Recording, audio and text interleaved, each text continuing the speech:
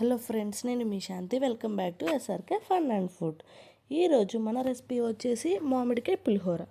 మామిడికాయ పులిహోర అందరూ చేస్తారు, కానీ ఈ మామిడికాయ పులిహోరలో నేను చెప్పే పొడి కనుక వేశారు అంటే టేస్ట్ వేరే లెవెల్లో ఉంటుంది. అది కాక ఈ మ్యాంగో సీజన్లోనే మనం ఈ మామిడికాయ పులిహోరని చేసుకోగలం. ఎందుకంటే రిమైనింగ్ సీజన్స్లో మనకి మ్యాంగోస్ దొరకవు కదా. అలాంటిది ఎంతో రుచికరమైన ఈ మామిడికాయ పులిహోరని ఎంతో ఈజీగా ఎలా తయారు చేసుకోవాలో చూసేద్దాం రండి. ముందుగా ఇలా ఒక పుల్లటి మ్యాంగోని తీసుకోండి. లేదు మీ దగ్గర కొంచెం లైట్ పుల్లగా అలా ఉందనుకో, ఒక 2 మ్యాంగోస్ వరకు సరిపోతుంది మీ తీసుకునే రైస్ క్వాంటిటీని బట్టి. ఇలా ఒక మామిడికాయని మొత్తం పీల్ చేసుకోండి. మనకి పైన తొక్కు అనేది ఉంచుకొని తురుము పట్టుకున్నాము అంటే మనకి వగరగా ఉంటుంది. అందుకని ఇలా తొక్కంతా తీసేసుకొని ఇట్లా సన్నగా తురుముకోవాలి. మీ ఇంట్లో తురుముకునేది ఉంటుంది కదా, దాంతో ఇలా మొత్తం జీడి వచ్చేలాగా మొత్తం తురుముకొని ఇట్లా పక్కన పెట్టుకోండి. నేను వచ్చేసి ఇక్కడ ఒక మామిడికాయ తీసుకుంటున్నాను, సరిపోతుంది. అండ్ నేను మెయిన్ చెప్పాను కదా, ఇక్కడ వచ్చేసి మనకి పొడి అనేది యాడ్ చేయాలి ఈ పులిహోరలో టేస్ట్ బాగుంటానికని. ఈ పొడిని ఎలా తయారు చేసుకోవాలో చూసేద్దాం. ముందుగా స్టవ్ ఆన్ చేసి ఒక కడాయి పెట్టుకుని అందులోకి ఒక 3 టేబుల్ స్పూన్ వరకు పల్లీలు, ఒక 2 టేబుల్ స్పూన్ వరకు మినపగుండ్లు అండ్ 1 టేబుల్ స్పూన్ వరకు జీలకర్ర, కొంచెం ఒక 1/2 టేబుల్ స్పూన్ మెంతులు అండ్ ఫైనల్గా మీకు స్పైసీని బట్టి యాడ్ చేసుకోండి ఎండుమిర్చి అనేది. ఇక్కడ నేను ఒక 6 ఎండుమిర్చిని తీసుకున్నాను. మీరు తక్కువ స్పైసీ ఆల్రెడీ మనం పులిహోరలో మళ్ళీ పచ్చిమిర్చి వేస్తాం కాబట్టి ఒక 4 అట్లా వేసుకోండి. నేను ఇక్కడ ఒక 6 తీసుకున్నాను.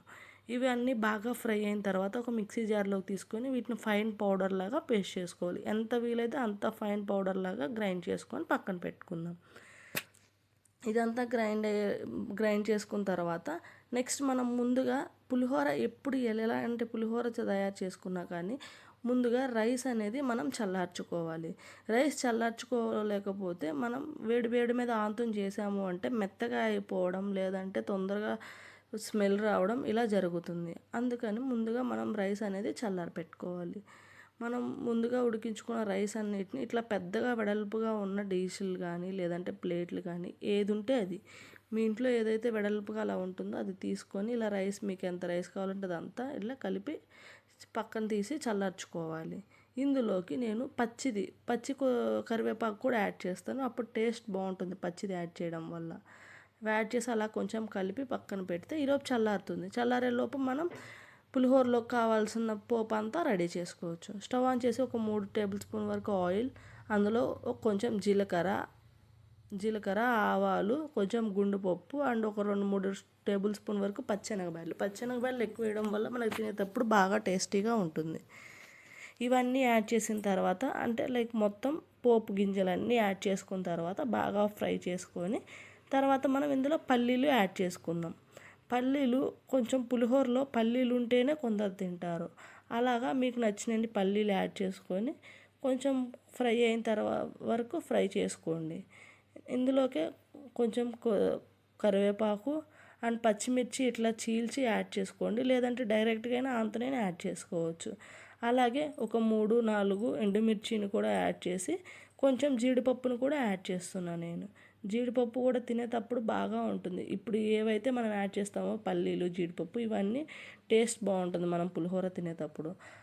అలాగే అందులోకి కొంచెం అల్లం అనేది తురుముకొని పెట్టుకొని ఇవన్నీ బాగా ఫ్రై అయ్యే వరకు ఫ్రై చేసి ఫైనల్గా మనం వచ్చేసి ఏం చేస్తామంటే మనం ముందుగా తురిమి పెట్టుకున్నాం కదా ఏదైతే ఉందో మామిడికాయ, ఆ మామిడికాయ ఇది తురుమంతా ఇందులో యాడ్ చేసుకొని ఈ మామిడికాయ అంతా మనకి బాగా కలిసేలాగా బాగా ఫ్రై అవ్వాలి. మనకు బాగా ఫ్రై అయితేనే ఆ పచ్చి వాసన అంతా పోయి కొంచెం పులుపు కూడా తగ్గుతుంది. ఇందులోకి సరిపడినంత సాల్ట్ అండ్ 1/2 టేబుల్ స్పూన్ వరకు పసుపు యాడ్ చేసి బాగా కలుపుకోండి. దీంట్లోకి కొంచెం ఆయిల్ అనేది ఎక్కువగానే పడుతుంది, ఇందులోకి ఆయిల్ సరిపోలేదు. ఫైనల్గా మెయిన్ ఇంగ్రీడియంట్ వచ్చేసి ఇక్కడ ఈ పౌడర్ మనం ముందుగా గ్రైండ్ చేసి పెట్టుకున్నాం కదా, ముందుగా వేయించి అన్నీ ఆ పౌడర్ని యాడ్ చేసి ఇందులోకి సరిపోతుంది. నేను ఇక్కడ వచ్చేసి 2 గ్లాసెస్ 1.5 గ్లాస్ రైస్ వరకు తీసుకుంటున్నాను. 1.5 గ్లాస్ రైస్కి ఇదంతా పర్ఫెక్ట్గా సరిపోతుంది. మీరు ఎక్కువ క్వాంటిటీ తీసుకుంటే ఎక్కువ తీసుకోండి. ఇలా అంతా అయిపోయిన తర్వాత స్టవ్ ఆఫ్ చేసేయడమే.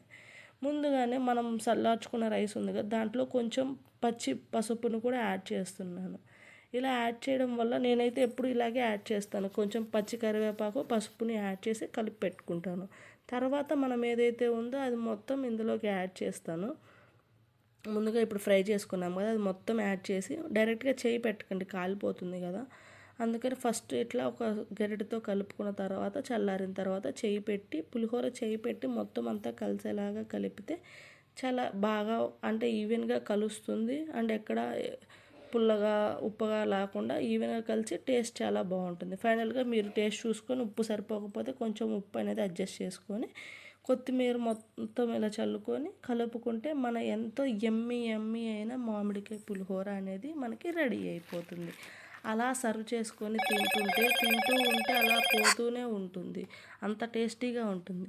మీరు కూడా డెఫినెట్గా ఒకసారి ట్రై చేసి ఎలా వచ్చిందో నాకు కామెంట్ చేయండి. వీడియో కనుక నచ్చినట్లయితే లైక్ చేయండి అండ్ అలాగే మీ ఫ్రెండ్స్ అండ్ ఫ్యామిలీ మెంబర్స్కి షేర్ చేయండి. ఇలాంటి మరిన్ని వీడియోస్ కోసం మన ఛానల్ని సబ్స్క్రైబ్ చేసుకోండి. ఇంకేమైనా మీకు కొత్త కొత్త రెసిపీస్ ఏమైనా కావాలి అన్నా నాకు కామెంట్ బాక్స్లో తెలియచేయండి.